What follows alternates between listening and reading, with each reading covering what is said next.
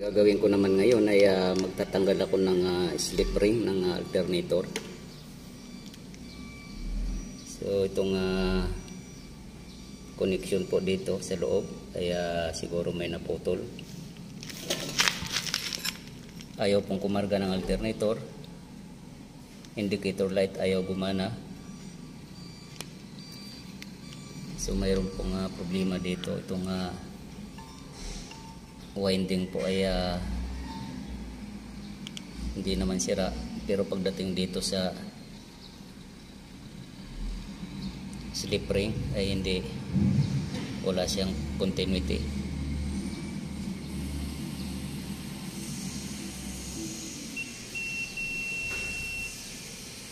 Itong ibabaw ay mayroon siya, pero itong ilalim, yan ang problema. Ay dapat itong baba at saka taas na to ay dapat tutunog yung tester, kaso ayaw tumunog. Ibig sabihin mayroong putol dito. So ito yung nakikita kong putol papunta dito sa baba. Itong koneksyon na to ay papunta naman dito sa taas.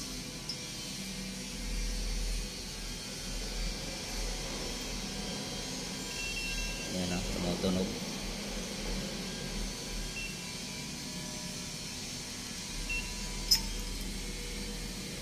Ito tumutunog siya dahil itong winding na to, yung dulo ay ito.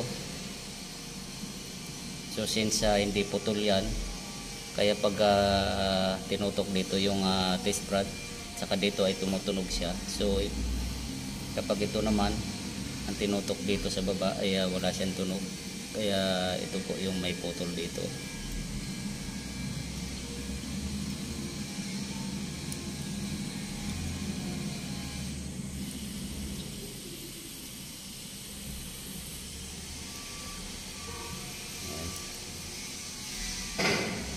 Wala siyang tunog. Papaklasin ko po ito para mahinang ko.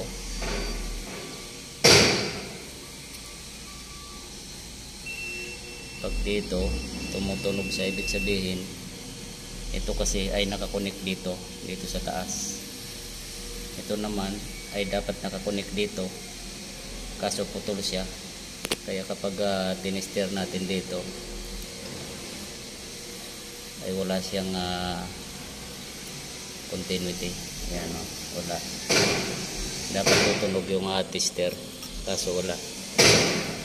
So kapag walang continuity itong dalawa na to, hindi siya magkakaroon ng magnet. Wala siyang magnet, hindi siya makakapag-create ng magnet. So itong stator, hindi siya magkakaroon ng kuryente. Hindi siya makakapag-create dahil wala siyang magnet. So hindi makakapag-create ng kuryente to. Itong stator, makakapag-create lang po yan kapag mayroon siyang magnet dito, kapag nagkaroon ng magnet itong rotor.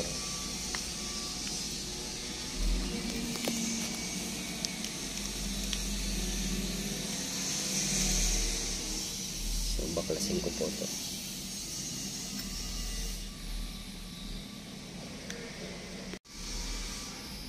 So ito po yung putol, oh.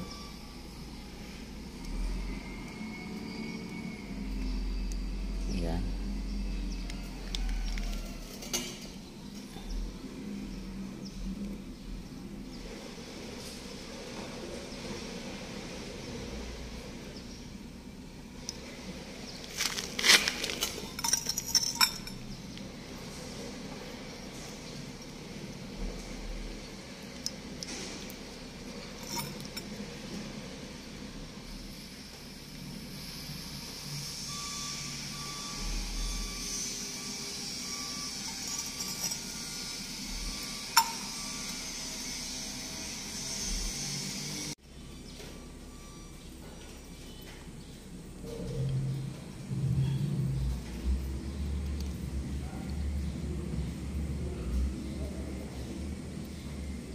So dito po siya naputol. Kaya wala siyang continuity.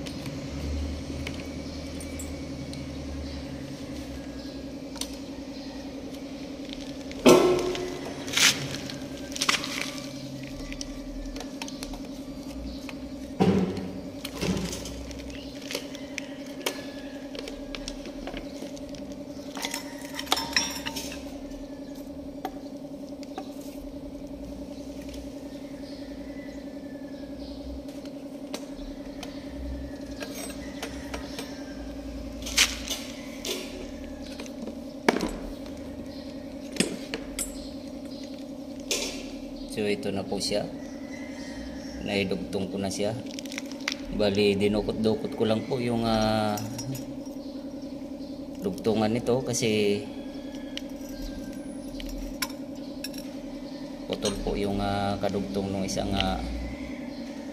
magnetic wire. So ayan po, nakuha naman siya. Titestingin po natin kung may continuity na itong dalawa na to.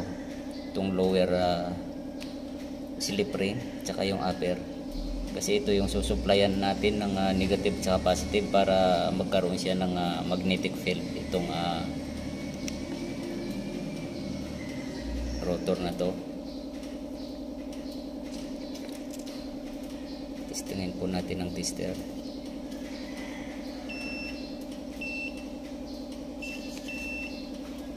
Importante lang po dito yung continuity. Kailangan tumunog siya. So mayroon na po siya. Yan. At dapat po wala siyang hindi siya grounded.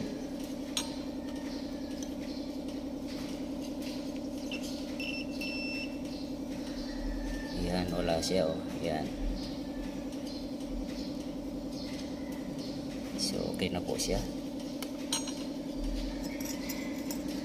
At lalagyan ko pa po ng sealant ito para mag-fix po siya ng maayos at saka maproteksyonan yung paghinang ko rito. Baka iwasan po natin na magkaroon ng grounded or sumabit siya sa ground. Ganon din po dito sa kabila. Ayan. So okay na po siya. Na-repair na siya.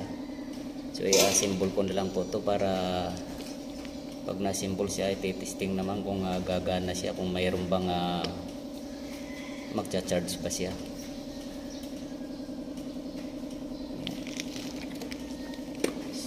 So hindi ko na po ipapakita yung pag-assemble. Itong rotor naman po ay okay na siya. At hanggang dito na lang po muna ang video kong ito. Please like, subscribe na lang po and hit notification bell para sa susunod na mga video. God bless all po.